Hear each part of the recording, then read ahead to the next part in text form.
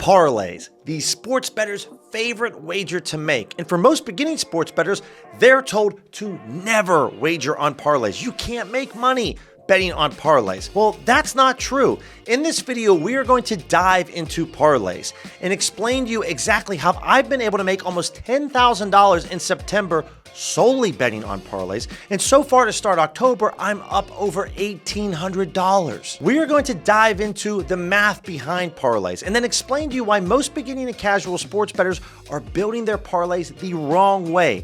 Then we're going to show you the profitable way to construct your parlays. Also, make sure to stick around to the end of the video because I am going to divulge the percentage each day of my portfolio that I allocate to parlays. And then also within the parlay family, what am I specifically targeting and looking for? Because it's a little bit of a different strategy for myself when I'm wagering my own funds on parlays compared to maybe those bonus bets or those profit boosts that the sportsbooks offer. But first, I need you to smash that subscribe button if you want to beat the sportsbooks.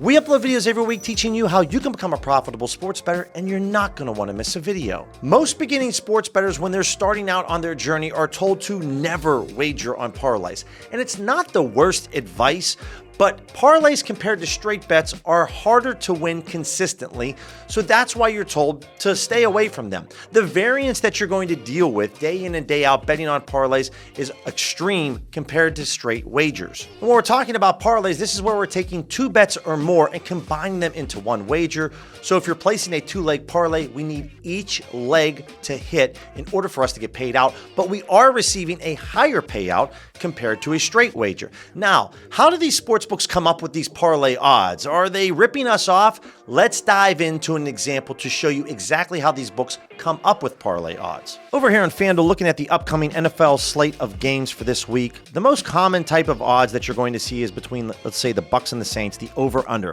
-110. This is the sportsbook's way of saying the over 41.5 or the under 41.5 is a flip of a coin or a 50% chance. So let's say then we also like the over on the Browns and the Eagles game right here. So you could see that this two-leg parlay is yielding us odds of plus 264. And you're saying, well, Billy, how are they coming up with this odds range right here? Well, what you need to understand is that all odds are associated or tied to a win probability. Now, over here on OddsJam, we have various different types of calculators that are all free.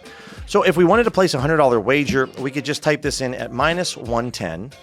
And then -110. And you can see that the parlay calculator says, well, you should be receiving odds of plus 264.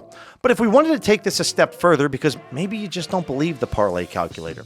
So we come over to an odds converter calculator. As I mentioned before, all odds are associated with a win probability. So the win probability is 52.38%. So if we go ahead and open up a calculator right here, and we just type in 0.5238, times this again by 0.5238, you're going to see that we have a 27.44% chance of winning this two-leg parlay. So 27.44% is going to equal plus 264.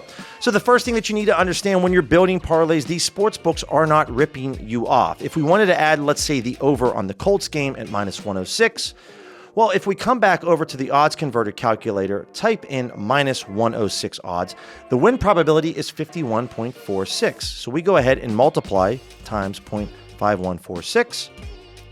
We now have a 14.12% chance of winning this parlay.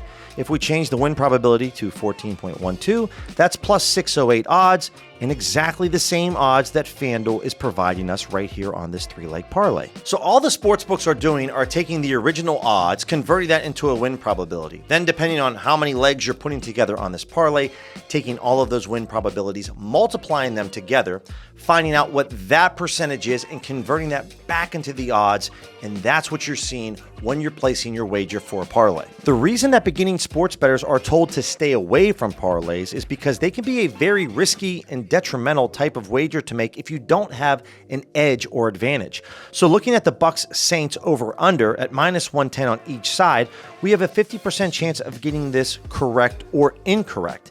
And it's the same with the Eagles and the Browns. So 0.5 times 0.5 means that we have a 25% chance of getting this parlay correct. Now, obviously wagering, let's say $100 on this parlay, if we went ahead and wager this type of parlay 8 different times, and we only have a 1 out of 4 chance of getting this correct, this can be very detrimental. Let me show you. So the problem with parlays and why they're so risky is if we have a $100 unit size, we place 8 two-leg parlays at plus 264 odds for each parlay.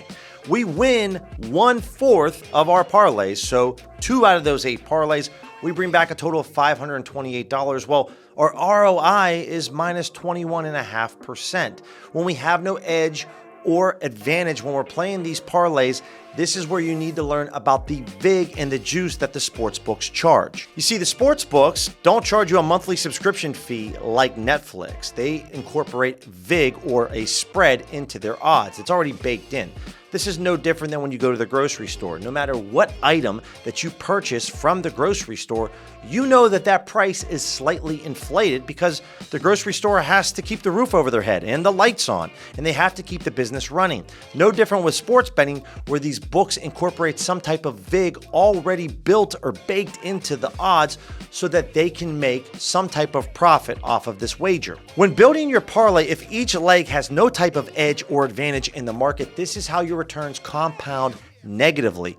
But on the flip side, if we can find each leg that has an edge in the market, this is how our returns compound positively. So let me show you the secret weapon that I use to find plays in the sports betting market that have an edge.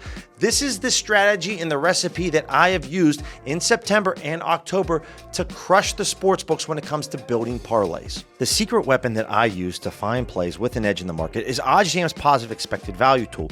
And what this tool does is just scans the hundreds of thousands of different sports books, checks the odds, and shows us the plays where the sports books are really off. So when we're building our parlays, we're looking at Zach Hyman to not score a goal in the Jets-Oilers game. Fliff is offering us a price at minus 130. The market average right here is minus 142. So 130 is a great value right here, looking at maybe, say, FanDuel, ESPN Bet, and the sharpest sports book in the world, Pinnacle. Now, we need to not only beat the market average price here, but also the no vig fair odds. When we come over here, there is an article going over the no vig odds. We talked about how the sports books receive some type of cut because of their vig or juice. So what we want to make sure that we're doing is when we remove the vig or juice from the odds, then we're going to really find out what the fair odds are for this play. And as you can see, it's minus 135.76. So anything below this number is value or an edge that we have on this play. This is no different when we're looking at Nathan MacKinnon to not score a goal in the Knights Avalanche game.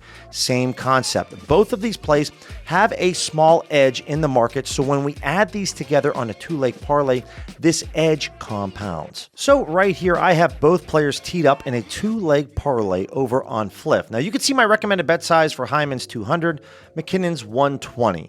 And this is going to get into the next point of parlays, guys. I like to wager at most 1% of my bankroll on these parlays. So I'm going to split the middle here and bet $150. Remember, I have a little bit more of risk that I'm taking on because I need both of these plays to hit. So we're going to go ahead and submit this for $150. Now, the most that I will put down on a single parlay for my bankroll is up to 1%. Typically, I live in the 0.25 to 0.75 range, meaning depending on the type of parlay that it is, for a two-leg parlay, I'll put maybe a little bit more down, so maybe 0.75% of my bankroll on a parlay. If we start to get into that 4, 5, and 6 range parlay slip, that's where I'll go a little bit more conservative, maybe just put 0.25 or 0.30% down. This is all about mitigating and managing your risk exposure. We know that parlays have a higher amount of variance compared to straight wagers, so we want to make sure that we have some exposure, but we're not overly exposed. Now, when it comes to my day in and day out betting activity in my whole portfolio, over 90% of the wagers that I place are on straight bets. When it comes to parlays and round robins, this is less than 10% of my daily portfolio activity is allotted to some type of parlay. Now, particularly for myself, and if you're newer to sports betting, I would advocate that you just start with 2 or 3 leg parlays at the most. Typically, a lot of my parlays are very conservative, so I love placing 2-leg parlays, as you can see a couple of slips right here. Now, when it comes to those bonus bets or those profit boosts that the sports books offer, typically The bonus bets are within a $5 to maybe $25 range. This is where I love to build, say, a 4, 5, 6 leg parlay. As you can see right here, I have 2 different 5-leg parlays for a $5 bonus bet that I put down on FanDuel. And like in the example earlier that we showed you on Fliff, this is how I attack the tool. I just take the very top plays and I just create the parlay. Now, I hit on this 5-leg parlay right here, and linked in the description, guys, is going to be the link because I built this on my live stream. So if you want to see the actual process of me building this parlay that cashed, you can go ahead and do so down below in the description. So when I'm wagering my own money, I always focus on just 2 or 3 leg parlays. Now, this comes down to your risk tolerance and how kind of risky you want to get with it.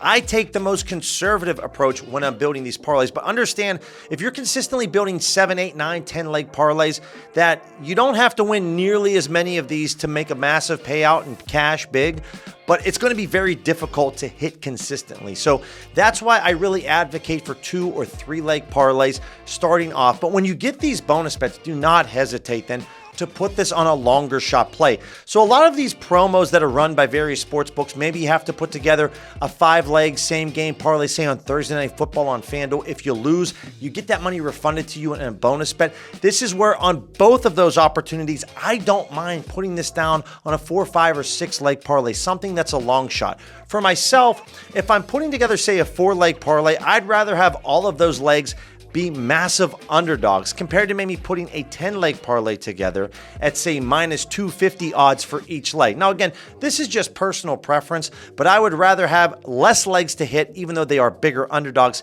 compared to a ton of heavy favorites that's on a 10-leg parlay.